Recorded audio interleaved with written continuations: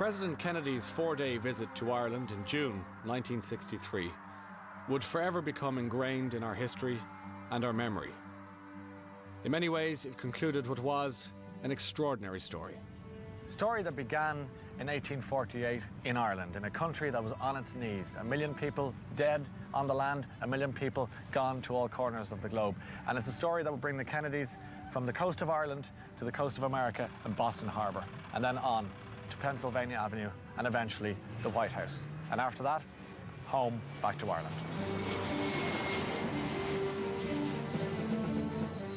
1960s America was the age of dreams. Expectations were high, spurred on by a new president who demanded more of his nation. Ask not what your country can do for you. Ask what you can do for your country. JFK's youth and charisma had captured the imagination of his country and the West.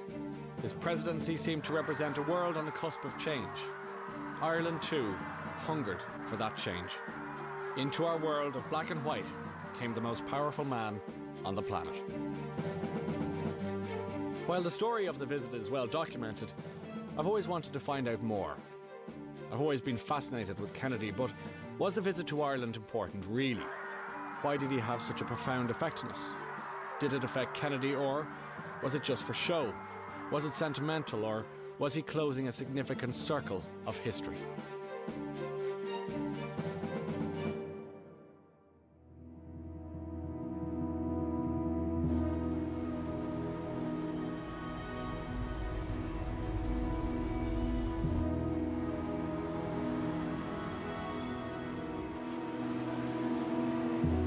I've always thought about the visit to Ireland as the tale of two countries and how their histories were linked by Kennedy.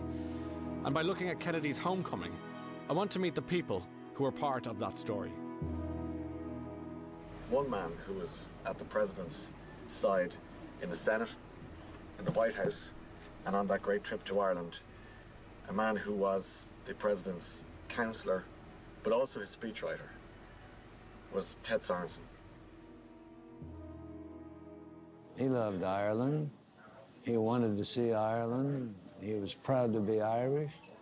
And yes, maybe it was partly sentimental, but the trip as a whole was intended to appeal to the people of Europe, to win support from Europe for his position to re-examine the Cold War.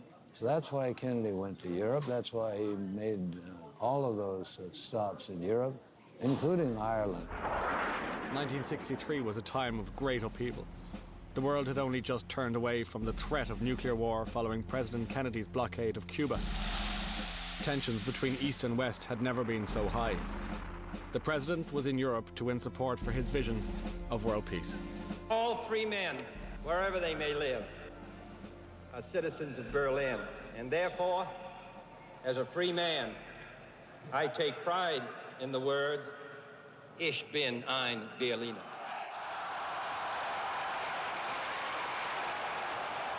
The next stop on his European tour was Ireland.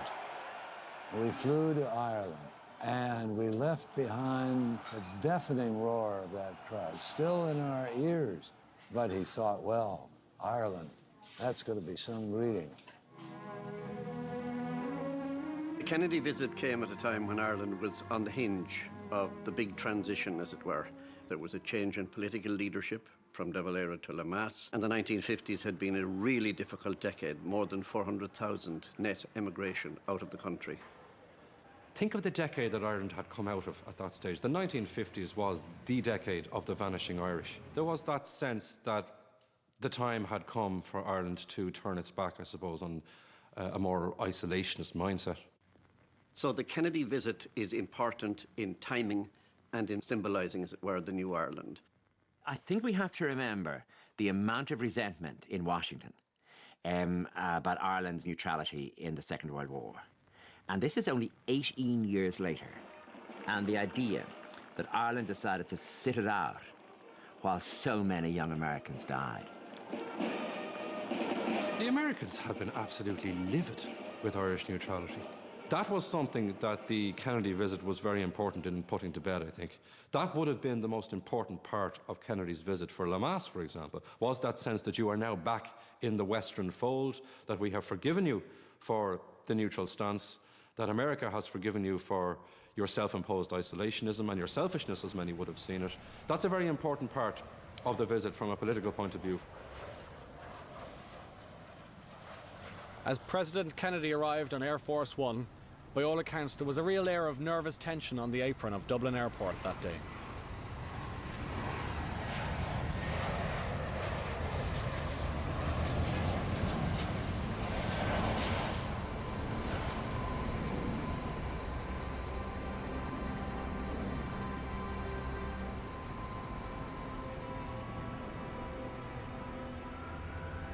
We descended from the plane.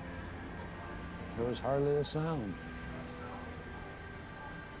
But Kennedy turned to me and he said, "Could we reverse these trips? We got a reception in Germany that I would have thought we might get in Ireland, and we seem to be getting a reception here like one that I thought we might get in Germany."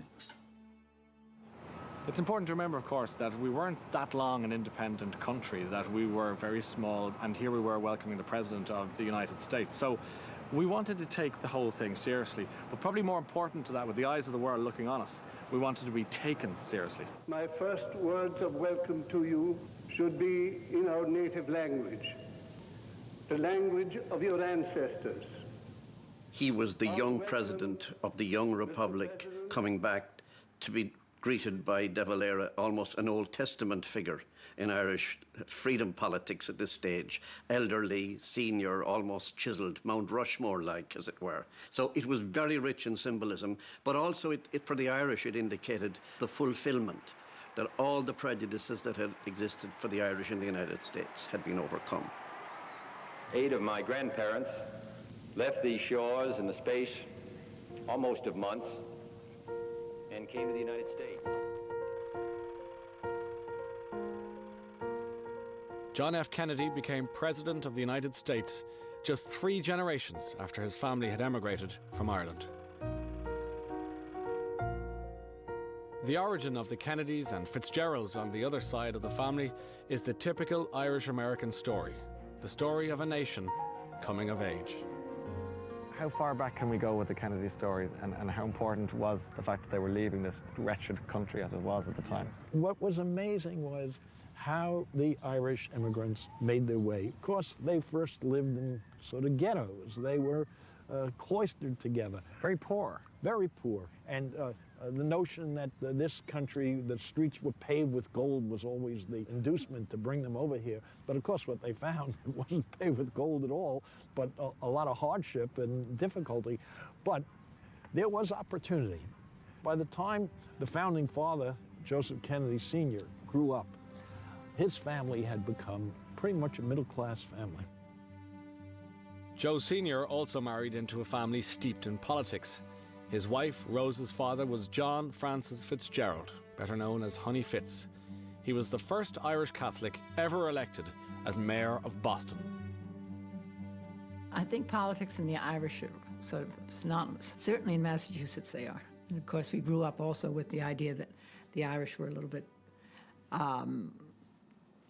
how would you say, I guess there was a certain prejudice. People associated Ireland with sending over servant girls and guys who did, the work on the streets. And the Kennedys had lifted themselves way out of this. These were very grand people. But of course the name remained Kennedy. The religion remained Catholic. Yet it was Joe Kennedy's financial support for President Roosevelt which would eventually cast off the label that he so hated. A new ambassador to Britain, Mr. Joseph Kennedy. GB News interviewed him on his arrival at the American Embassy. Just arrived in England after a very pleasant trip. I'm looking for... He wanted this. This was something that he was pressing for, because it was his way of, in a sense, entering into the highest social circles. Joe Sr.'s ultimate ambition for his family was the White House. But the young JFK had never been considered for a life in politics. His older brother, Joe Jr., had been groomed for the role. His untimely death as a bomber pilot during World War II put the carefree Jack centre. With the special pride that I feel in my country, which has been so generous to so many immigrants from so many different countries. I want to say that I'm happy to be here tonight. Before leaving Dublin Airport, on Taoiseach, Sean Lemass introduced President Kennedy to his cabinet. These were people whose names and personalities would dominate Irish politics in the following years. On the previous evening, the government narrowly survived a vote of no confidence. A well-informed Kennedy joked aloud to the Taoiseach, "Are these the guys that kept you in office last night?"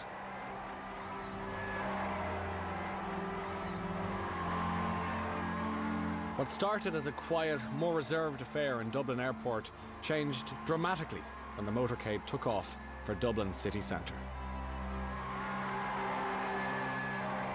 The waiting hours were nearly over, and the people joined to give a people's welcome. They were everywhere. They're up on the ambassador roof. They come from everywhere. I got a great look at them, you know, and I'm waving the flag. I took the flag out the smallest one, and I was waving the flag. And it was breathtaking. Or I thought he was gorgeous and a real gentleman.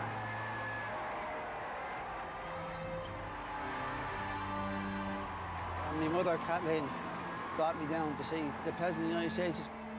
We walked slowly down Shamrock Street to this spot where we are now. The atmosphere was electric. People were applauding, people were shouting, people were waving flags. Electric. It was a treat I would never forget. He was elegant. He was like a film star. And I always remember that smile on his face. It was beautiful. He said to me that he could see people in the crowds mouthing a sentiment, and he thought in Ireland the women were saying, "God love you," whereas in Germany he thought some of them were saying something a lot earthier. And now here comes the President Kennedy's open car. He's passed the Bank of Ireland, and now he's standing up, he's waving, he's smiling warmly.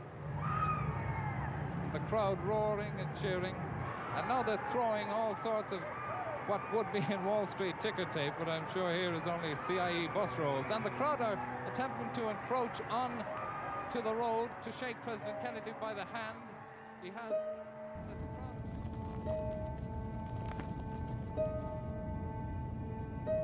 Documents released a number of years ago so that the Irish police were aware of 3 potential assassination threats on Kennedy.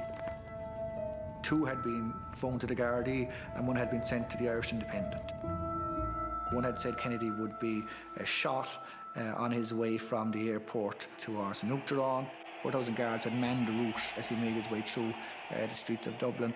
So the Irish government were very cognizant of the fact that the eyes of the world would literally be on them during this 4-day period.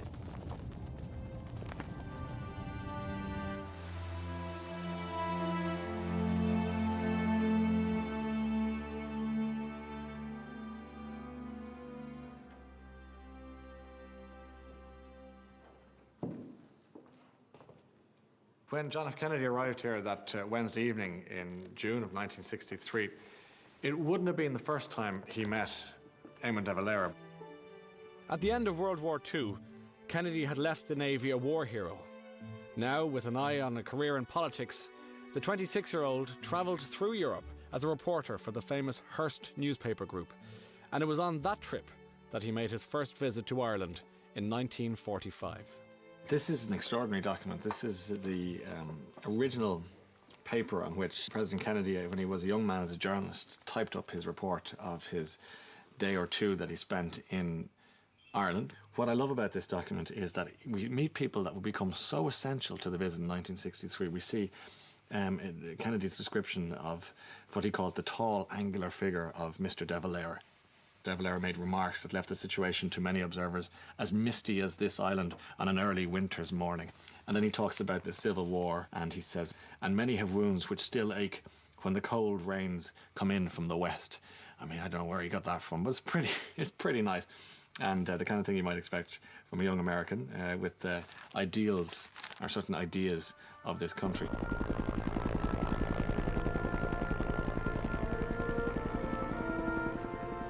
New Ross was the town that felt closest to the president on an emotional, historical and familial level. It was from here that his great-grandfather Patrick Kennedy set sail for America. On the night he was inaugurated, Kennedy sent a message to the town expressing his wish to visit within weeks or months. The atmosphere was electric, there's no doubt about that. And the wonderful reception that he got on the quayside in New Ross had to be seen to be believed. The town's mayor, Andy Minahan, had been responsible for the visit to New Ross. Andy was a wonderful character. Just as we were going to start, the public address went wrong. Can you hear me now? Can you hear me? Some pressman has walked on this. We're in right trouble now. And the whole world heard it. And now, people of New Ross and people of Ireland, I give you President Kennedy of the United States.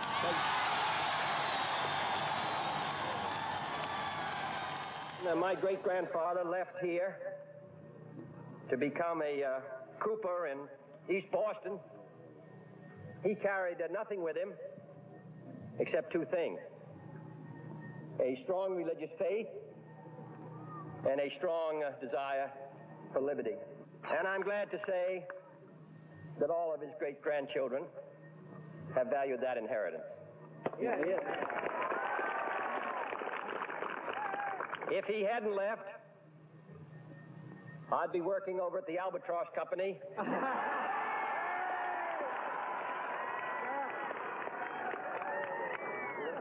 Or perhaps for John D. Kelly.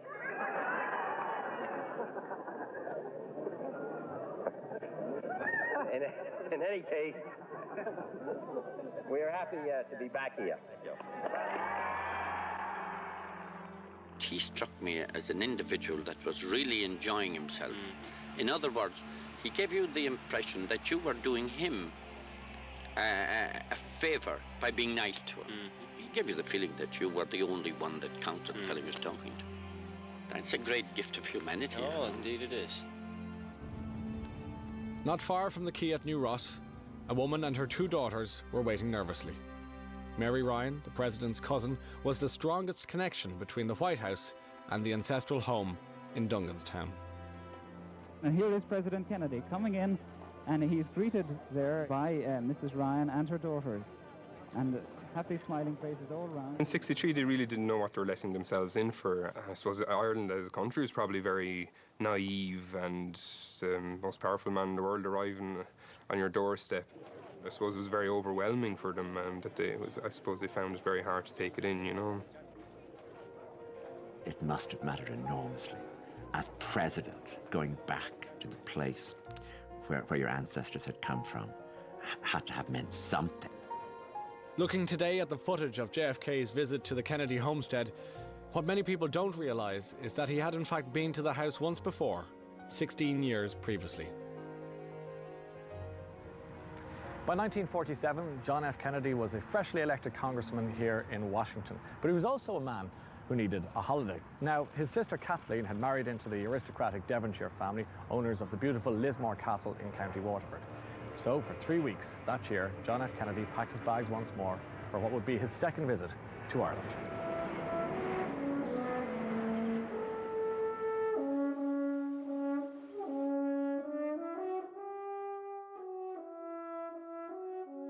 Coming from where he was in terms of his father's wealth and the luxury that he was brought up in, this wouldn't have been too alien. Different, certainly, but the opulence he wouldn't have been a stranger to. The charm of Kennedy, as much like somebody like Bill Clinton later on in their lives, is that they are deeply intellectually gifted. So he was always going to be an engaging person to have at a dinner party. Secondly, he was handsome, which is apparently a great help. And thirdly, he had loads of money. And quite frankly, that's quite a heady cocktail when you're 28 years old and you're going to go to a castle for 3 weeks in the summer when you've just been elected to the United States Congress. I mean, There wasn't much he could do wrong at that stage. So I would imagine he had a great deal of fun here.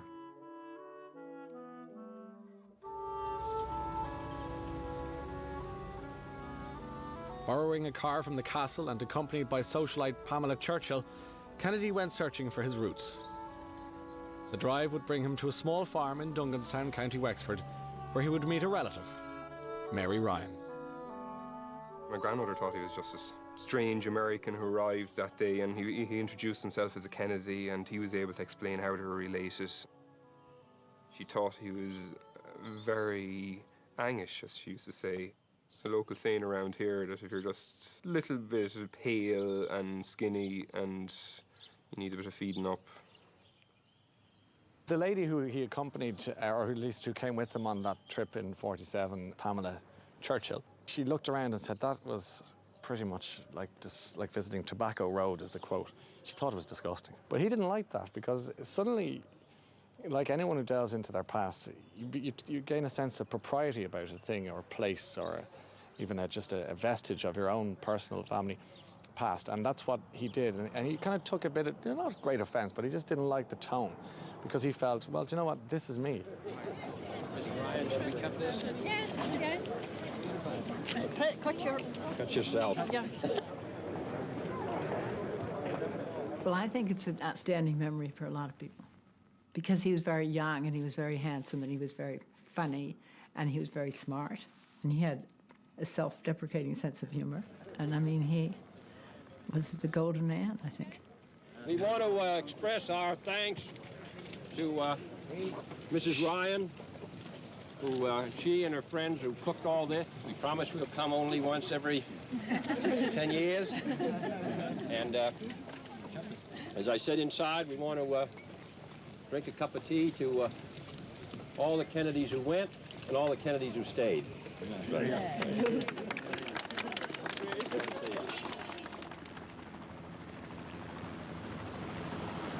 I think we have to remember that Kennedy's visit was a vacation for him. It was a holiday. There were those close advisors to Kennedy who advised him not to go to Ireland because they didn't see any political benefit to going to Ireland, and they would have made the point that you've already got the Irish vote and this is a bit of an indulgence, but he wanted to indulge himself. It wasn't as though he was, visiting Cuba or Khrushchev was going to bang his shoe anywhere. This was going to be entirely about the ceremony. He didn't have to do any negotiations with anybody. Merely, kiss babies, get photographed with De Valera and wave at me.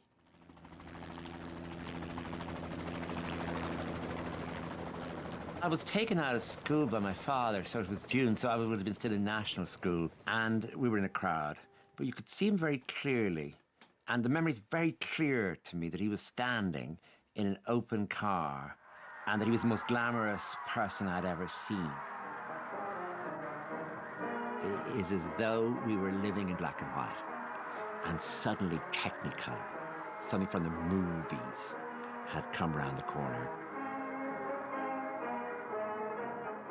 Therefore, those who may feel that in these difficult times, who may believe that freedom may be on the run, or that some nations may be permanently subjugated and eventually wiped out, would do well to remember Ireland. The great American poet Robert Frost always warned President Kennedy that he should be a little less Harvard and a little more Irish. And as the days went past on this visit to Ireland, the President could see in between the cheers and the adulation there was going to come a time where he'd have to replace sentiment with politics.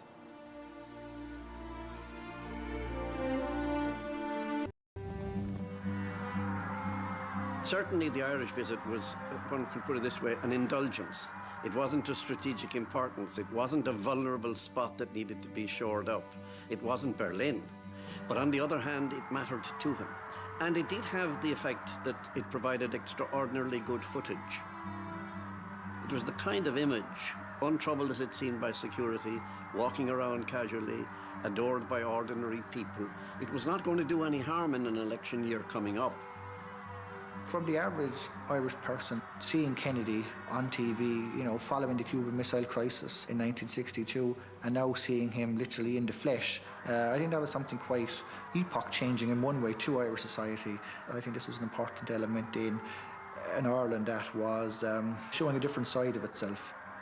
But in practical terms, in terms of politics, it may not have made that much difference. It may have made a difference economically. 70 million Americans were watching coverage and footage of this visit. That can't have done any harm to Irish tourism. To get a measure of Kennedy as an iconic figure in history, the presidential election of 1960 was the moment the world started to take notice. The Democratic Party calls the roll for presidential hopefuls, and first to be placed in nomination is Senator John Fitzgerald Kennedy, 43-year-old. It strikes me as though you remember meeting him quite vividly. Would that be fair to say? Could you tell me about that encounter? I was struck by how little he tried to impress me with how important he was. He didn't boast about being a war hero or the son of a millionaire. He didn't show off because he was an elected official. No, he was just a good guy. We started out on a tour, just the two of us, of all 50 states over the next 3 and 4 years.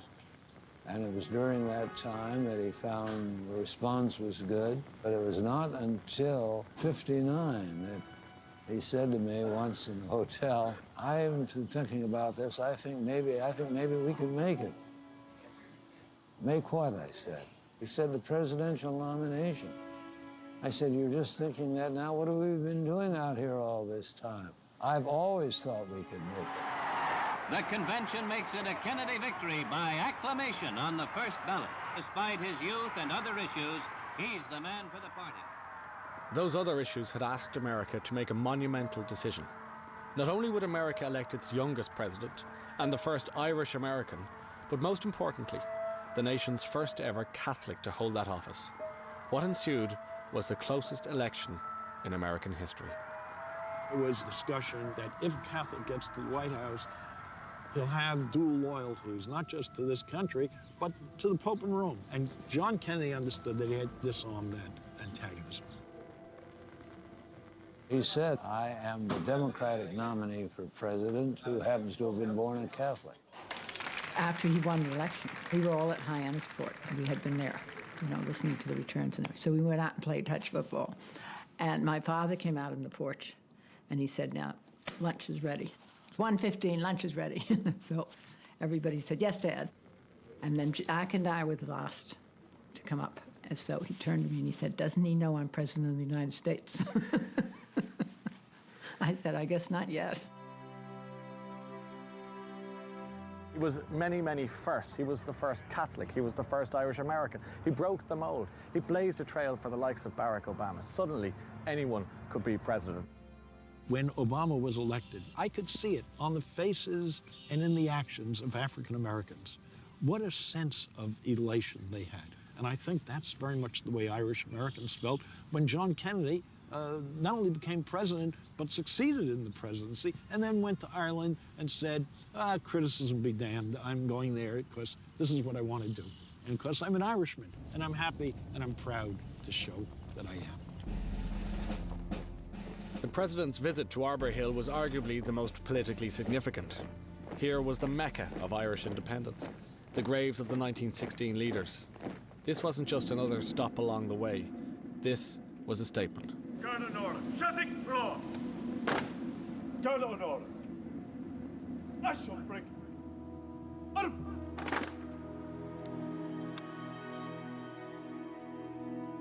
Kennedy stood side by side with men like Lamass, who had fought for United Ireland. The big question was, would the president tackle the issue of partition? But this, in fact, had been ruled out well before the visit. We completely overplay the Irishness of John F. Kennedy. And when you look at how he was raised as a New Englander. He was raised by parents who were actually anxious not to overplay this Irish connection or this Irish card. And Kiernan knew that as ambassador in Washington. And he made the point that when he delicately brought up this subject of partition, Kennedy looked as if he was having another headache.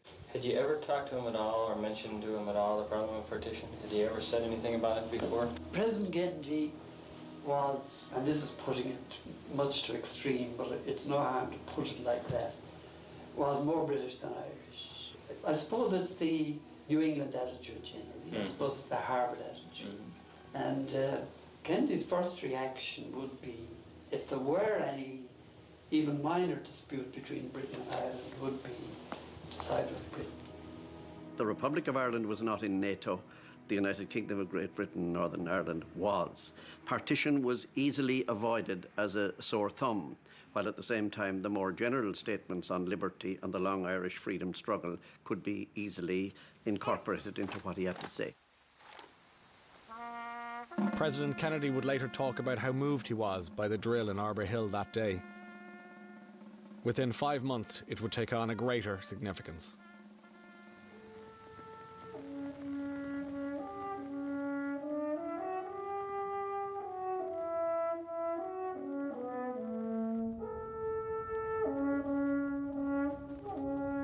Thankfully, Kevin McCourt of RTE managed to get the permission of the County Court of the Dáil to televise Kennedy's address, because people were able then to see this great orator at work. This was somebody who was made for the television. He knew how to work the media. He knew how to craft and deliver very, very intelligent speeches. There would have been others, of course, who made a contribution to those, but he made them his own. I am deeply honored to be your guest in the free parliament of a free Ireland. If this nation had achieved its present political and economic stature a century or so ago, my great-grandfather might never have left New Ross, and I might, if fortunate, be sitting down there with you.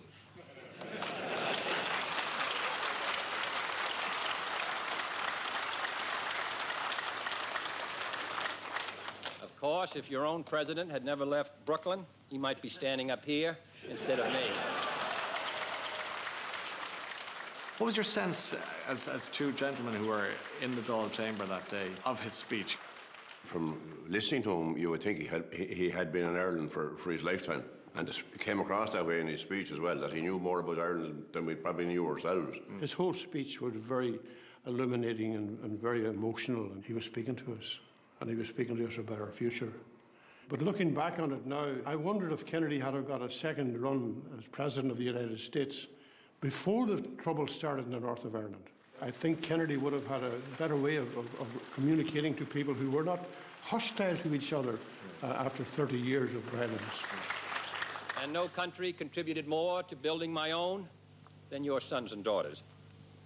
They came to our shores in a mixture of hope and agony. I met Arthur Schlesinger shortly before he died in New York, and just for conversation said to him, by the way, I saw Kennedy when he came to Ireland. He said, oh, you know what we did?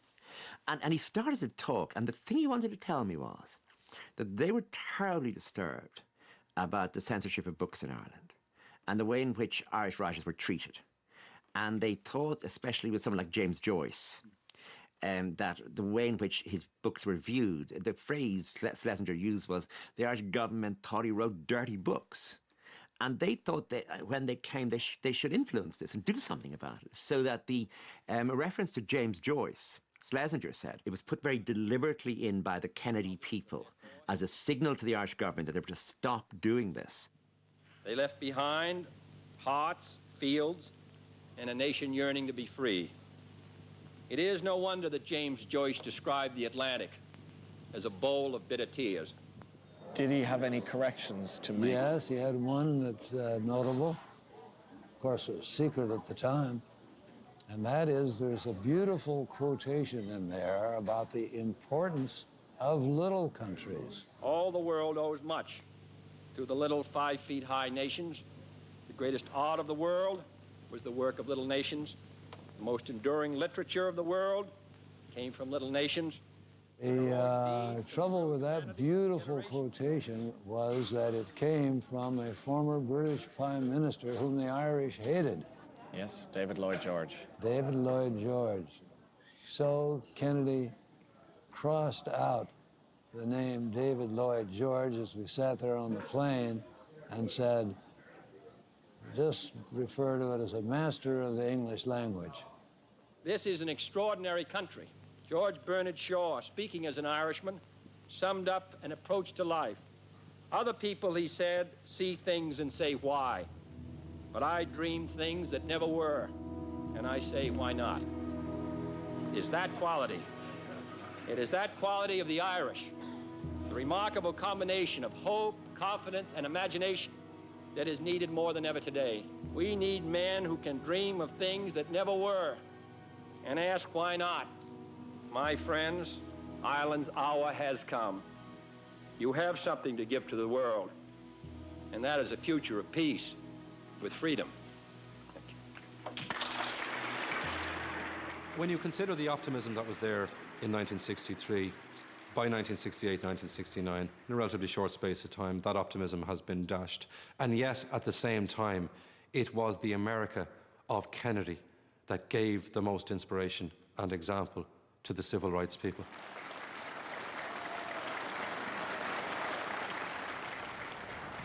Going to Ireland, I think, signaled the extent to which he felt he was in his métier, that he had come into his own. And when he speaks before the Irish Parliament, he gives a brilliant speech, which is full of literary allusions and speaks to his intelligence and his charm and his youth. And his roots. And his roots. It was one of Kennedy's finest orations. However, there was a moment of humour in the speech that infuriated Eamon de Valera. An entire passage disappeared from all official Irish records to the point where it was cut from RTÉ's official coverage of the speech. I regret to say that no one has yet found any link between me and a great Irish patriot, Lord Edward Fitzgerald. Lord Edward, however, did not like to stay here in his family home because, as he wrote his mother, Leinster House does not inspire the brightest ideas.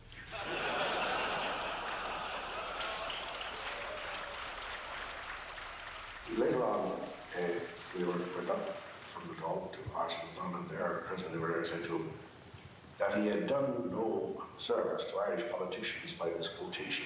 And I don't know what he did or how he did it, but it has disappeared. We were always going to lap up his playing of the Irish identity and of the Irish card. Lapped it up to an embarrassing level when you think of the garden party that turns into this rugby scrum and this desperate attempt to try and get a touch of the president. That event was a gathering of 1,500 of the so-called great and the good of Irish society to a garden party at the Ors. Well, the standard of dressing amongst the women guests here this afternoon is really terrific, despite the fact that the afternoon was a little There were dark. tables in the garden, and they were all supposed to sit at the tables and wait until he would go around the tables and then shake hands with the people at the table.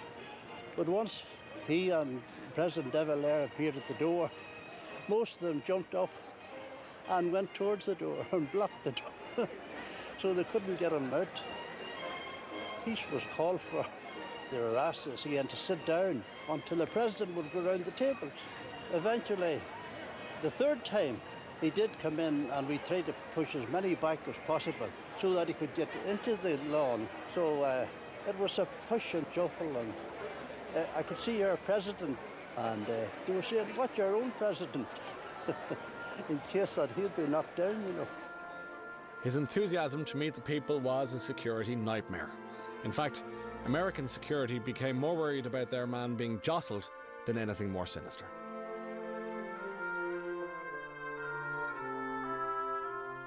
John and Jacqueline Kennedy only ever came to Ireland together as a couple once, and that was in 1955, when Jacqueline convinced her young senator husband to come and speak to students here in All Hallows College.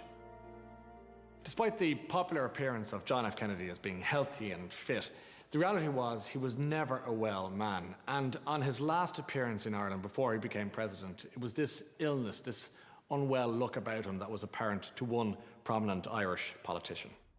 When you were nearer to him, he didn't look quite so young. In fact, his face showed certain signs of the suffering he'd undergone. I did notice on that first occasion that he looked somewhat worn. Throughout his life, Kennedy's health was poor. His back was in constant pain, and he suffered from what was diagnosed as Addison's disease. He was a very unhealthy young man, and the Kennedys kept it hidden because if it were known, he never would have gotten to the White House.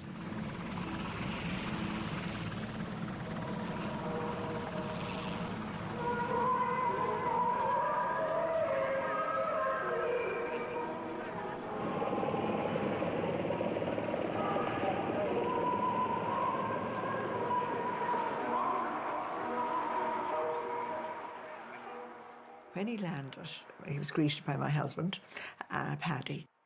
You couldn't take your eyes off him, really. What was it about him that you found so attractive? Well, he shook your hand warmly. He looked at you. You felt, well, he is happy to meet me. And the people were swarming around. You could not protect him. You couldn't, impossible. If the day was clear enough, and if you went down to the bay and you looked west, and your sight was good enough, you would see Boston, Massachusetts. I wonder if you could perhaps let me know how many of you here have a relative in America who you would admit to, if you'd hold up your hand.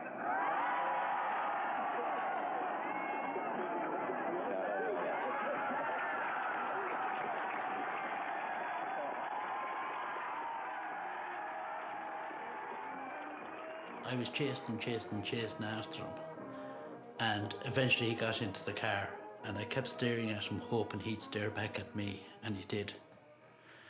And I pointed to the camera and pointed to him, and he nodded his head to say yeah. So I got in, lifted up my camera, and just as I lifted my camera, I was flattened onto the seat. So there was two fellas jumping on top of me, so I just said, am I trying to take a picture? I heard Kennedy's voice saying, it's okay, Jimmy, he's a friend. So two lads let me go, and as you can see there, they're still keeping an eye on me. It was the age of innocence, what I got away with. And as far as I'm concerned, the day Kennedy came was that the day Galway changed from being a sleepy town to a thriving city.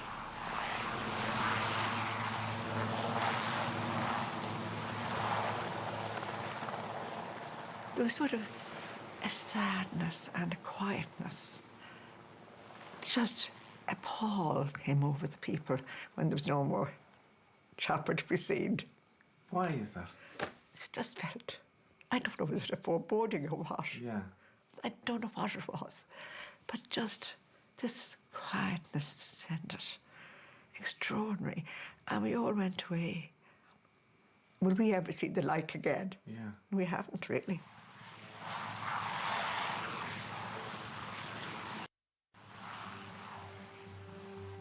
The original itinerary of the 4-day visit did not include Limerick, yet the city's mayor, Francis Condell, had broken down every diplomatic door to allow the president visit the city. You see, Mr. President, we, the women of Limerick and County, feel that we have a special claim on you. We claim the Fitzgeralds. May I repeat, we claim the Fitzgerald in you, sir, and we are extremely proud of that heritage. But in talking so much of the Fitzgeralds and the Kennedys, we must not forget one, another woman who is dear to our hearts, your lovely wife, Josephine.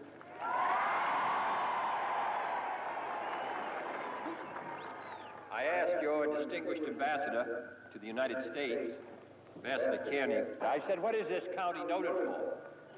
And he said, it's noted for its beautiful women and its fast horses.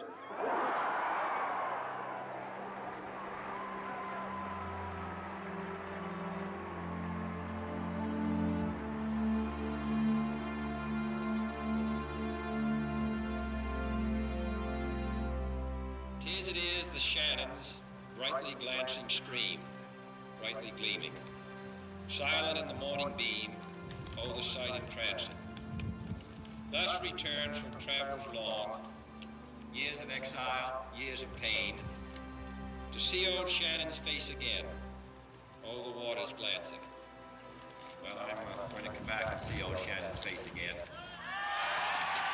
And I'm taking, as I go back to America, all of you with me. Thank you.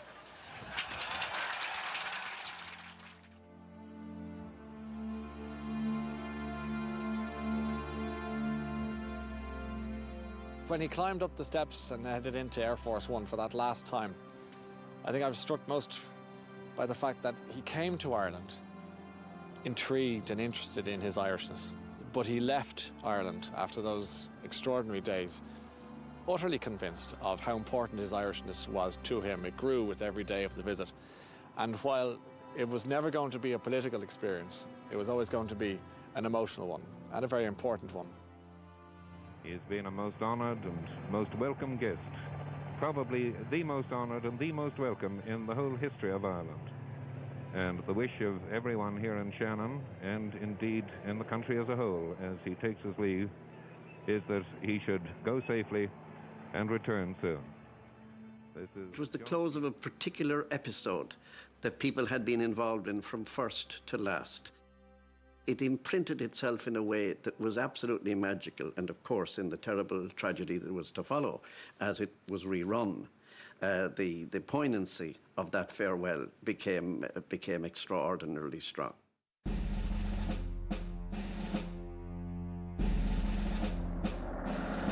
President's car is now turning onto Elm Street, and it will be only a matter of minutes before he arrives at the trademark.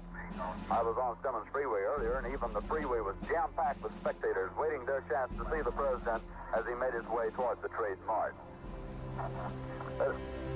It appears as though something has happened in the motorcade route. Something, I repeat, has happened in the motorcade route. These officers are rushing up the hill at this time. Stand by just a moment, please. Something is wrong here. Something is terribly wrong. I'm in behind the motorcade. The President of the United States is dead. I have just talked to Father Oscar Hubert of the Holy Trinity Catholic Church. He and another priest tell me that the pair of men have just administered the last rites of the Catholic Church to President Kennedy. To this day in this house, they have this extraordinary memento, I suppose is all you can describe it as. This was in the pocket of President John F. Kennedy when he was killed. And it is a set of rosary beads that Jacqueline Kennedy felt belonged in the President's ancestral home. And they remain here to this day. And while it feels a little sad, and a little peculiar even to hold them, it also feels that it makes sense that they're here. It's a nice gesture. It's appropriate.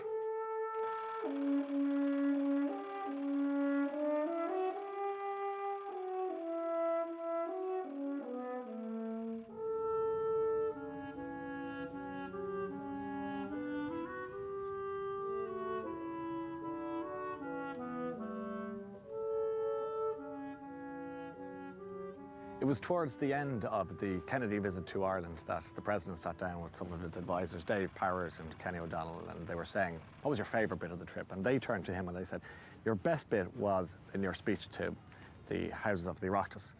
And he said, no, my favourite bit was the Irish cadets I saw at Arbor Hill. And he spoke about them at length when he got home, when he got back to the White House, to Jackie and so on, to the point that when he was killed that day in November in 1963, within hours, Jackie was on to the Irish government to say, I want to see those cadets perform at the side of my husband's grave. And so on the morning of the funeral, after a flyover by the military, followed by Air Force One making its way through the skies in a solitary flight, the Irish cadets performed that maneuver. Lead!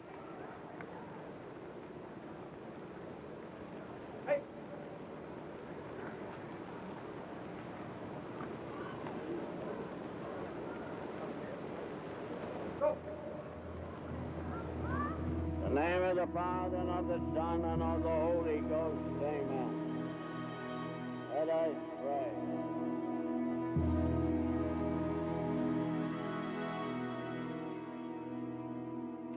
Those terrible days, the end of November of 1963. Not so many months earlier, I had been reading a lot of Irish poetry in preparation for the trip. For some reason, I had read an ode on the death of Owen Roe O'Neill, and it seemed so appropriate. Strongest in the battle was he, wisest in the hall. Ireland won many victories, sure, Owen won them all. How could you leave us, Owen? How could you die? We're sheep without a shepherd when the snow shuts out the sky. That's exactly how I felt that day, sitting in the White House. I don't even want to talk about it. Mr. Tuberty, it was too sad and awful a day for me. And I felt like sheep without a shepherd when the snow shuts out the sky. How could you leave us? Ooh.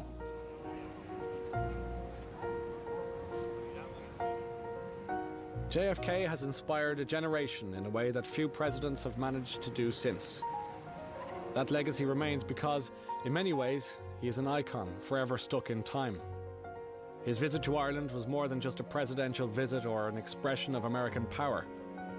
Kennedy himself represented the fulfillment of our own potential as a nation. But I also feel that Ireland helped Kennedy discover an important part of himself and his own identity. Because of that, Ireland and Kennedy will always be linked. You send us home with the warmest memories of you and of your country. So I must say that though other days may not be so bright as we look towards the future, that the brightest days will continue to be those in which we visited you here in Ireland.